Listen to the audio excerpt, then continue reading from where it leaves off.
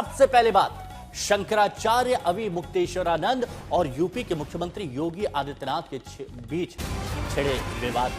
अब ये लड़ाई और तीखी और तेज हो गई। अवि मुक्तेश्वरानंद ने आज योगी पर एक कदम और आगे बढ़कर हमला किया है। आज उन्होंने प्रेस कॉन्फ्रेंस की और सीएम योगी पर हिंदू विरोधी होने का आरोप लगाया। उन्होंने कहा कि हमने योगी सरकार को 40 दिनों का अल्टीमेटम दिया था, 20 दिन बीत चुके हैं, लेकिन अभी तक यही साबित हुआ है कि वो कालनेमी है। तो एक तरफ मुख्यमंत्री योगी आदित्यनाथ तो दूसरी तरफ अवि मुक्तेश्वरानंद, और एक दूसरे पर जमकर प्रहार किए जा रहे हैं। बात यह है कि मिलजुल के कैसे रहना चाहिए, कालनेमी से। योगी आदित्यनाथ जी कह रहे हैं कि हमारे समाज में कालनेमी घुसा है, तो कालनेमी के साथ हम कैसे रहें? कालनेमी का पता चलना चाहिए कि अन्याय अत्याचार कोई भी कर देगा तो वो फंसी जाएगा। क्योंकि अन्याय अत्याचार नहीं चलता। वो ये हो गया है। आपकी बात तो हिंदू समाज से हो ही नहीं महाराज जी, क्या लगा 27 में गाय के मुद्दे पर ही जाएंगे? बात ये है कि क्या होगा, ये तो आप लोग अपना विश्लेषण करो। जो हमारी बात है वो ये है कि आम जनता जो इनको समझती थी कि बहुत बड़े हिंदू हैं, उसको बहुत बड़ा धक्का लगा है कि अरे जिसको हम ये समझ रहे थे वो तो ये निकले। हमारे पास लोग आ रहे हैं, ये आपने बताया तब हमने जाना। हम तो कल्पना नहीं कर सकते थे कि वो सारे बीजेपी के वोटर्स 16 करोड़ के वोटर्स पशुओं का मांस बेच देंगे। अब योगी जी अगर नहीं सुनना है तो आप मोदी जी से ही बात करेंगे? नहीं, हम किसी से बात नहीं करेंगे, क्योंकि हम जिससे बात कर रहे हैं उससे कर रहे हैं। पहले उनको कसौटी पे कसा हुआ है। पहले 11 मार्च को परिणाम डिक्लेयर होने दीजिए, उसके बाद फिर और बात। हमने इनसे गौ रक्षा का प्रश्न पूछा था। गौ रक्षा के प्रश्न पर इनका मुंह नहीं खुल रहा है, और हम शंकराचार्य हैं कि नहीं इसके बारे में बहुत मुखर होकर के बोल रहे हैं। बड़ी ऊंची आवाज हो गई है इनकी, लेकिन इनको इस बात का गुमान नहीं है कि मुख्यमंत्री हो जाने से व्यक्ति सर्वतंत्र स्वतंत्र नहीं हो जाता है, उसको सारे अधिकार नहीं मिल जाते।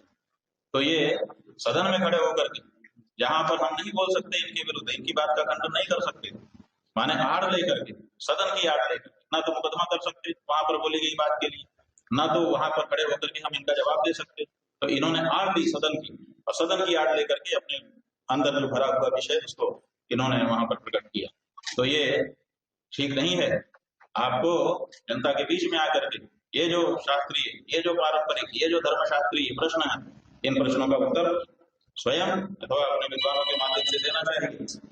हम कहना चाहते हैं कि जो भारतीय जनता पार्टी है उसकी प्रतिष्ठा इन हठाधीश महाराज के हट के आगे धूमिल हो रही है।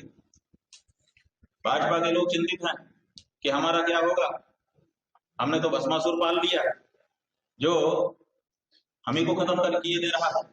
परिणाम आप देखिए कि दो उप मुख्यमंत्री हैं, दोनों उप मुख्यमंत्री आकर के सामने जो क्षति पहुंच रही है भारतीय जनता पार्टी को उसको बचाने का प्रयास कर रहे हैं।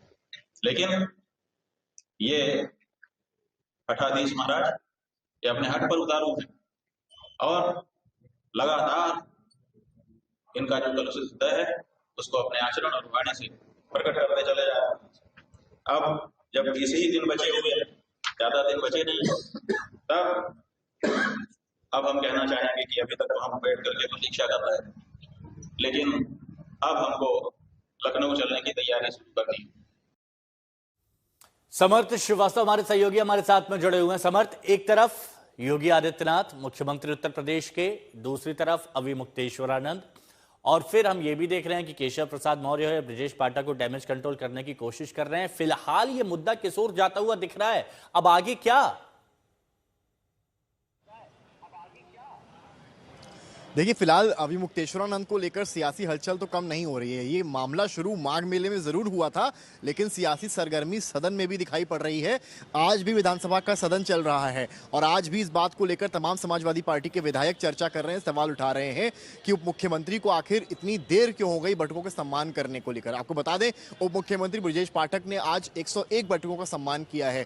इसे लेकर अवि मुक्तेश्वरानंद से जब सवाल बनारस में किया गया तो उन्होंने ये कहा है कि आप पहले किसी को मारोगे करोगे और फिर उस पर फूल चढ़ाओगे, ये कैसी बात हुई। हालांकि उन्होंने ये कहा है कि यूपी के उप मुख्यमंत्री कम से कम कोशिश तो कर रहे हैं कि सनातन की रक्षा हो सके, साधु संतों का जो अपमान हुआ वो सम्मान में तब्दील हो सके। लेकिन उन्होंने कहीं ना कहीं मुख्यमंत्री योगी आदित्यनाथ को आड़े हाथों लिया है और जिस तरीके से कालनेमी वाला बयान मुख्यमंत्री के द्वारा एक वक्त पर दिया गया था, आज उन्होंने मुख्यमंत्री को कालनेमी से कंपेयर किया है। इस तरह की बात उन्होंने बनारस की प्रेस कॉन्फ्रेंस में अभिमुक्तेश्वरानंद ने की है। लेकिन सियासी हलचल ये है, समाजवादी पार्टी के विधायक आज विधानसभा में ये पूछ रहे हैं कि ब्रजेश पाठक को आखिर इतना सम्मान करने में इतनी देरी क्यों हो गई। ये बताना जरूरी है कि ब्रजेश पाठक ने अपने बयान में ये साफ कहा था कि जिन्होंने भी बटुकों की, यानी कि अभिमुक्तेश्वरानंद के जो बटुक हैं, जो शिष्य हैं, जो यानी अभी बहुत कुछ इस मुद्दे में बाकी है जो देखना है आगे दिलचस्प होगा, क्योंकि कोई भी शांत होने का नाम नहीं ले रहा है। शुक्रिया आपका हमारे साथ जुड़ने के लिए।